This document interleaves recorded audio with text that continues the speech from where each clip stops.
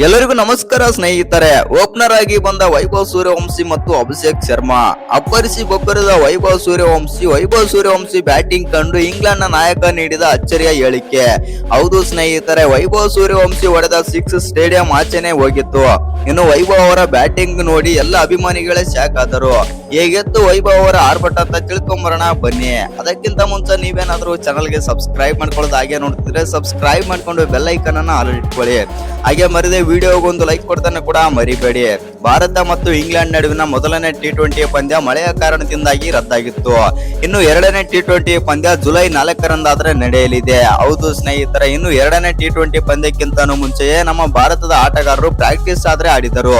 ಇನ್ನು ಆ ಪ್ರಾಕ್ಟೀಸ್ ಪಂದ್ಯದಲ್ಲಿ ಓಪನರ್ಸ್ ಆಗಿ ಬಂದಿದ್ದು ವೈಭವ್ ಸೂರ್ಯವಂಶಿ ಮತ್ತು ಅಭಿಷೇಕ್ ಶರ್ಮಾ. ಹೌದು ಸ್ನೇಹಿತರೆ, ವೈಭವ್ ಸೂರ್ಯವಂಶಿ ಮತ್ತು ಅಭಿಷೇಕ್ ಶರ್ಮಾ ಅವರು ಓಪನಿಂಗ್ ಬಂದಿದ್ದನ್ನು ನೋಡಿ ಎಲ್ಲ ಕ್ರಿಕೆಟ್ ಅಭಿಮಾನಿಗಳೇ ಫುಲ್ ಖುಷಿಯಾದರು.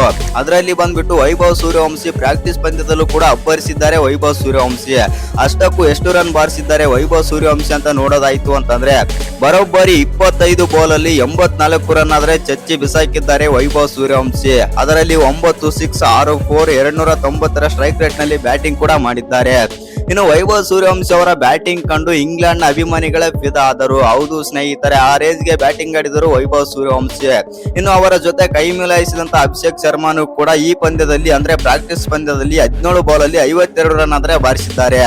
ಒಟ್ಟಿನಲ್ಲಿ ಹೇಳ್ಬೇಕಂತಂದ್ರೆ ನಮ್ಮ ಓಪನರ್ಸ್ ಅಂತೂ ಭಯಾನಕ ಬ್ಯಾಟಿಂಗ್ ಆದ್ರೆ ಮಾಡಿದ್ದಾರೆ.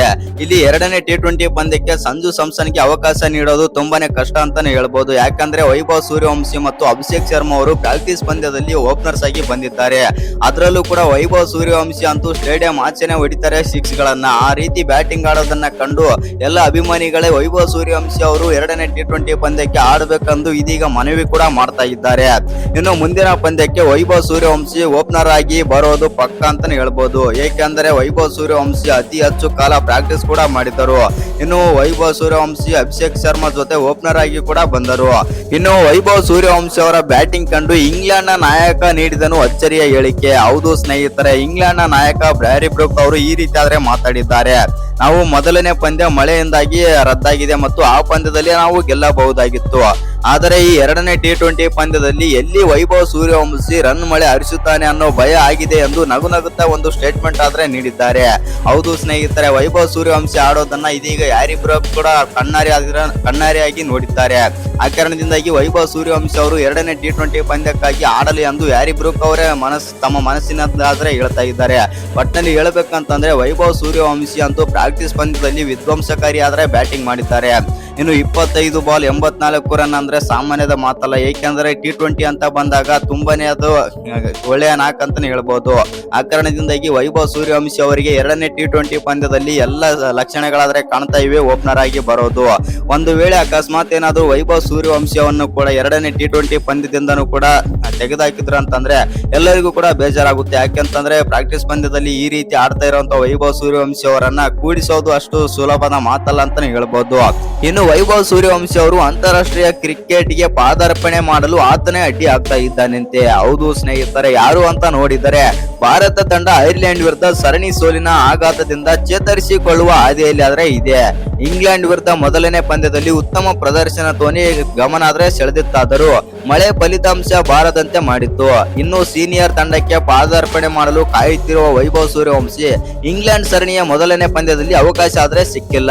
ಇನ್ನು ಯೂನಿವರ್ಸಲ್ ಬಾಸ್ ಮತ್ತು ಬೇಬಿ ಬಾಸ್ ಎಂದು ಕರೆಯಲ್ಪಡುವ ಟೀಮ್ ಇಂಡಿಯಾದ ಯುವ ಪ್ರತಿಭೆಯ ಅಂತಾರಾಷ್ಟ್ರೀಯ ಪಾದಾರ್ಪಣೆಗೆ ಇಡೀ ಕ್ರಿಕೆಟ್ ಜಗತ್ತೇ ಕಾತುರದಿಂದಾದ್ರೆ ಕಾಯ್ತಾ ಇದೆ. ಕೇವಲ 15 ವಯಸ್ಸಿನಲ್ಲಿ ವಿಶ್ವ ದಾಖಲೆಗಳನ್ನು ಪುಡಿಗಟ್ಟಲು ವಿಶ್ವ ದರ್ಜೆಯ ಬೌಲರ್ ಗಳನ್ನು ಬೆವರಿಳಿಸಲು ಬಿಹಾರದ ಈ ಯುವಕ ಪ್ರತಿಭೆ ಆದ್ರೆ ಸಜ್ಜಾಗಿದ್ದಾರೆ. ಹೌದು ಸ್ನೇಹಿತರೆ, ಆದರೆ ಆತನೊಬ್ಬ ಕಾರಣದಿಂದಾಗಿ ಇನ್ನೂ ಆ ಭಾಗ್ಯ ಆದ್ರೆ ಸಿಕ್ಕಿಲ್ಲ. IPL ಅಲ್ಲಿ ಆರೆಂಜ್ ಕ್ಯಾಪ್ ಪಡೆದ ಅದ್ಭುತ ಪ್ರದರ್ಶನ ಪಡೆದ ನಂತರ ವೈಭವ್ ಸೂರ್ಯವಂಶಿ ಅವರು ಐರ್ಲೆಂಡ್ ಮತ್ತು ಇಂಗ್ಲೆಂಡ್ ಪ್ರವಾಸಗಳಿಗೆ ಭಾರತದ ದೊಡ್ಡ ತಂಡದಲ್ಲಿ ಆದ್ರೆ ಆಯ್ಕೆ ಆಗಿದ್ದರು. ಆದ್ರೆ ಐರ್ಲೆಂಡ್ ವಿರುದ್ಧ ಆಡಿದಂತ 2 ಪಂದ್ಯಗಳಿಗೂ ಕೂಡ ಅವಕಾಶ ಆದ್ರೆ ಸಿಗ್ಲೇ ಇಲ್ಲ. ಇನ್ನು ಇಂಗ್ಲೆಂಡ್ ವಿರುದ್ಧ ನಡೆದಂತ ಮೊದಲನೇ T20 ಪಂದ್ಯದಲ್ಲೂ ಕೂಡ ಅವಕಾಶ ಆದ್ರೆ ಸಿಗ್ಲೇ ಇಲ್ಲ. ಹೌದು ಸ್ನೇಹಿತರೆ, ವೈಭವ್ ಸೂರ್ಯವಂಶಿ ಪಾದಾರ್ಪಣೆಯ ವಿಳಂಬಕ್ಕೆ ಪ್ರಮುಖ ಕಾರಣ ಅಂತಂದ್ರೆ ಅದು ಟೀಮ್ ಇಂಡಿಯಾದ ಮುಖ್ಯ ಕೋಚ್ ಗೌತಮ್ ಗಂಭೀರ್ ಅವರ ಅಳವಡಿಸಿಕೊಂಡ ನಿರ್ದಿಷ್ಟ ವಿಧಾನ. ಇನ್ನು ಐಸಿಸಿ ಟಿ20 ವಿಶ್ವಕಪ್ 2026 ಮತ್ತು ಏಷ್ಯಾ ಕಪ್ ಮತ್ತು ಐಸಿಸಿ ಚಾಂಪಿಯನ್ಸ್ ಟ್ರೋಫಿಯಲ್ಲಿ ಯಶಸ್ಸಿನಲ್ಲಿ ತೇಲುತ್ತಿರುವ ಗಂಭೀರ್ ನೇತೃತ್ವದ ಮ್ಯಾನೇಜ್ಮೆಂಟ್ ಅವರ ಎಚ್ಚರಿಕೆಯಿಂದ ಕಟ್ಟಿರುವ ತಂಡದ ವಾತಾವರಣವನ್ನು ಅಡ್ಡಿಪಡಿಸುವುದನ್ನು ತಪ್ಪಿಸಲು ಪ್ರಯತ್ನಿಸುತ್ತಾ ಇದೆ. ಹೌದು ಸ್ನೇಹಿತರೆ, ಅಭಿಷೇಕ್ ಶರ್ಮಾ, ಸಂಜು ಸ್ಯಾಮ್ಸನ್ ಮತ್ತು ಇಶಾನ್ ಕಿಶನ್ ರವರಂತ ಹಿರಿಯ ಆಟಗಾರರು ವಿಶ್ವಕಪ್ ಗೆಲ್ಲುವಲ್ಲಿ ಪ್ರಮುಖ ಪಾತ್ರ ವಹಿಸಿದ್ದಾರೆ ಎಂದು ಮ್ಯಾನೇಜ್ಮೆಂಟ್ ನಂಬುತ್ತಿದೆ. ಇನ್ನು 1 ಅಥವಾ 2 ಪಂದ್ಯಗಳಲ್ಲಿ ವಿಫಲವಾದ ಕಾರಣ 15 ವರ್ಷದ ಯುವಕನ ಪರವಾಗಿ ನಿಂತು ಅವರನ್ನು ಸೈಡ್ಗೆ ಇಟ್ಟು ಇವರಿಗೆ ಅವಕಾಶ ನೀಡುವುದು ಅದು ನಮಗೆ ಸರಿ ಅನಿಸುತ್ತಿಲ್ಲ ಎಂದು ಗೌತಮ್ ಗಂಭೀರ್ ಅವರು ಒಂದು ದಿಟ್ಟ ನಿರ್ಧಾರ ತೆಗೆದುಕೊಂಡಂತೆ ಆದ್ರೆ ಕಾಣ್ತಾ ಇದೆ. ಹೌದು ಸ್ನೇಹಿತರೆ, ಸಹಾಯಕ ಕೋಚ್ ಆದಂತ ರಯನ್ ಟೆನ್ ಡೋಸೆಂಟ್ ಅವರು ಕೂಡ ವೈಭವ್ ಬಗ್ಗೆ ಪಾದಾರ್ಪಣೆ ಬಗ್ಗೆ ಮಾತನಾಡುತ್ತಾ ವೈಭವ್ ಸೂರ್ಯವಂಶಿ ಅಂತಾರಾಷ್ಟ್ರೀಯ ಕ್ರಿಕೆಟ್ಗೆ 100% ಸಿದ್ಧರಾಗಿದ್ದಾರೆ. ಆದರೆ ಕೇವಲ 3 ತಿಂಗಳ ಹಿಂದೆ ವಿಶ್ವಕಪ್ ಗೆಲ್ಲಲು ನಮಗೆ ಸಹಾಯ ಮಾಡಿದ ಸಂಜು ಸ್ಯಾಮ್ಸನ್ ಅವರನ್ನು ಕಡೆಗಣಿಸಲು ಸಾಧ್ಯವಿಲ್ಲ ಎಂದಿದ್ದಾರೆ.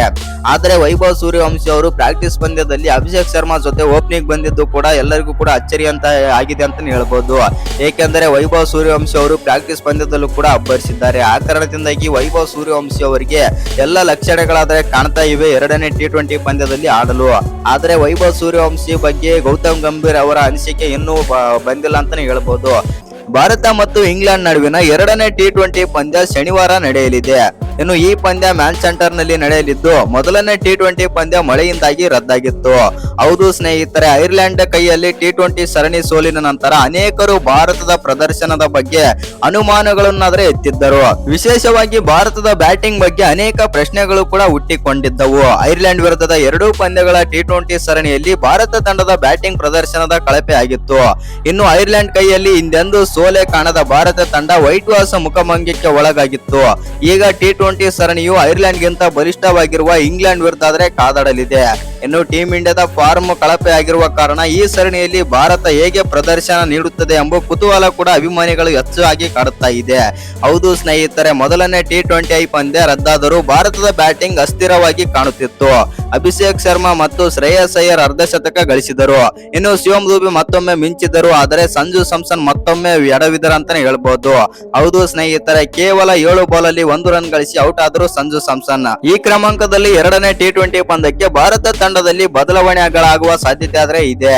ತಂಡದಲ್ಲಿ 2 ಪ್ರಮುಖ ಬದಲಾವಣೆ ಆದ್ರೂ ಆಶ್ಚರ್ಯ ಇಲ್ಲ. ಹೌದು ಸ್ನೇಹಿತರೆ, ರವಿ ಬಿಷ್ಣೋಯಿ ಬದಲಿಗೆ ಪ್ರಿನ್ಸ್ ಯಾದವ್ ಪ್ಲೇಯಿಂಗ್ 11 ನಲ್ಲಿ ಸೇರಿಸಿಕೊಳ್ಳುವ ಸಾಧ್ಯತೆ ಹೆಚ್ಚಿದೆ. ಇನ್ನು ಐರ್ಲೆಂಡ್ ವಿರುದ್ಧದ 2ನೇ ಟಿ20 ಪಂದ್ಯದಲ್ಲಿ ಪ್ರಿನ್ಸ್ ಯಾದವ್ ಅವರು 3 ವಿಕೆಟ್ ಕಬಳಿಸಿದರು. ಆದರೆ ಇಂಗ್ಲೆಂಡ್ ವಿರುದ್ಧದ 1ನೇ ಟಿ20 ಪಂದ್ಯದಿಂದ ಅವರನ್ನು ಅನಿರೀಕ್ಷಿತವಾಗಿ ಹೊರಗಿಡಲಾಯಿತು. ಆದರೆ 2ನೇ ಟಿ20 ಪಂದ್ಯದಲ್ಲಿ ಅವರು ಕಣಕ್ಕೆ ಇಳಿಯುವ ಸಾಧ್ಯತೆ ಇದೆ. ಇನ್ನು ಸ್ಫೋಟಕ ಆಟಗಾರ ವೈಭವ್ ಸೂರ್ಯವಂಶಿ ಅವರನ್ನು ಪ್ಲೇಯಿಂಗ್ 11 ನಲ್ಲಿ ಸೇರಿಸಿಕೊಳ್ಳುವ ಸಾಧ್ಯತೆಯೂ ಇದೆ. ಹೌದು ಸ್ನೇಹಿತರೆ, ಸತತವಾಗಿ ವೈಫಲ್ಯ ಅನುಭವಿಸುತ್ತಿರುವ ಸಂಜು ಸ್ಯಾಮ್ಸನ್ ಅವರನ್ನು ಕೈ ಬಿಡುವ ಸಾಧ್ಯತೆ ಇದೆ. ಕಳೆದ 3 ಪಂದ್ಯಗಳಲ್ಲಿ ಅವರು ಒಟ್ಟು 10 ರನ್ ಗಳಿಸಲು ಸಹ ಸಾಧ್ಯವಾಗಿಲ್ಲ. ಅದು ಸಂಜು ಅವರನ್ನು ಕೈಬಿಟ್ಟು ವೈಭವ್ ಸೂರ್ಯವಂಶಿ ಅವರಿಗೆ ಅವಕಾಶ ನೀಡುವಂತೆ ಟೀಮ್ ಇಂಡಿಯಾ ಆಡಳಿತ ಮೇಲೆ ಒತ್ತಡವನ್ನು ಕೂಡ ಹೆಚ್ಚಾಗ್ತಾ ಇದೆ.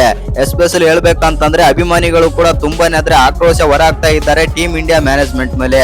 ಇನ್ನು ಈ ವರ್ಷ ಭಾರತ ಟಿ20 ವಿಶ್ವಕಪ್ ಗೆಲ್ಲಲು ಪ್ರಮುಖ ಕಾರಣರಾಗಿರುವಂತಹ ಸಂಜು ಸ್ಯಾಮ್ಸನ್ ಅವರನ್ನು 2 ಪಂದ್ಯಗಳಲ್ಲಿ ವಿಫಲರಾದರು ಎಂಬ ಕಾರಣಕ್ಕಾಗಿ ಅವರನ್ನು ಕೈ ಬಿಡುವುದು ಒಳ್ಳೆಯದಲ್ಲ ಎಂದು ಹೆಡ್ ಕೋಚ್ ಆದಂತ ಗೌತಮ್ ಗಂಭೀರ್ ಅವರು ಭಾವಿಸಿದ್ದಾರೆ ಎಂದು ವರದಿಯಾಗಿದೆ.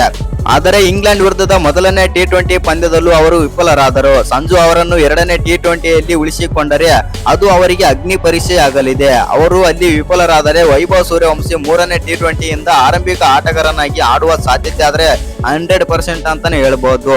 ಆದರೆ 2ನೇ ಟಿ20ಯಲ್ಲಿ ವೈಭವ್ಗೆ ಅವಕಾಶ ಸಿಗುತ್ತದೆ ಎಂದು ಅಭಿಮಾನಿಗಳು ಆಶಿಸುತ್ತಾ ಇದ್ದಾರೆ. ಕಳೆದ 2 ಪಂದ್ಯಗಳಲ್ಲಿ ಇಶಾನ್ ಕಿಶನ್ ರನ್ಔಟ್ ಆಗಿದ್ದರು. 3 ಪಂದ್ಯಗಳಲ್ಲಿ 2 ಬಾರಿ ರನ್ಔಟ್ ಆಗಿರುವ ಇಶಾನ್ ಕಿಶನ್ ಎಚ್ಚರಿಕೆ ವಹಿಸುವ ಅಗತ್ಯವಿದೆ. ಇನ್ನು ನಾಯಕ ಶ್ರೇಯಸ್ ಅಯ್ಯರ್ ಫಾರ್ಮ್ಗೆ ಮರಳಿರುವುದು ಒಳ್ಳೆಯ ಬೆಳವಣಿಗೆ. ತಿಲಕ್ ವರ್ಮಾ ರನ್ ಗಳಿಸುತ್ತಿದ್ದಾರೆ. ಆದರೆ ಅವರ ಆಟದಲ್ಲಿ ಮತ್ತಷ್ಟು ವೇಗದ ಅಗತ್ಯವಾದರೆ ಇದೆ. ನಮ್ಮ ಆಟದಲ್ಲಿ ಅವರು ಬದಲಾವಣೆ ಮಾಡಿಕೊಳ್ಳಲೇಬೇಕು.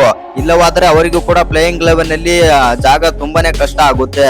ಇನ್ನು ನಮ್ಮ ಭಾರತ ತಂಡ 2ನೇ ಟಿ20 ಪಂದ್ಯಕ್ಕಾಗಿ ಪ್ಲೇಯಿಂಗ್ 11 ನೋಡೋದಾಯ್ತು ಅಂತಂದ್ರೆ ನಾಯಕ ಶ್ರೇಯಸ್ ಅಯ್ಯರ್ ಯಥಾ ಪ್ರಕಾರ ಇದ್ದೇ ಇರ್ತಾರೆ. ಸಂಜು ಸ್ಯಾಮ್ಸನ್ ಅಥವಾ ವೈಭವ್ ಸೂರ್ಯವಂಶಿ ಇಬ್ಬರಲ್ಲಿ ಒಬ್ಬರು ಆಡೇ ಆಡ್ತಾರೆ.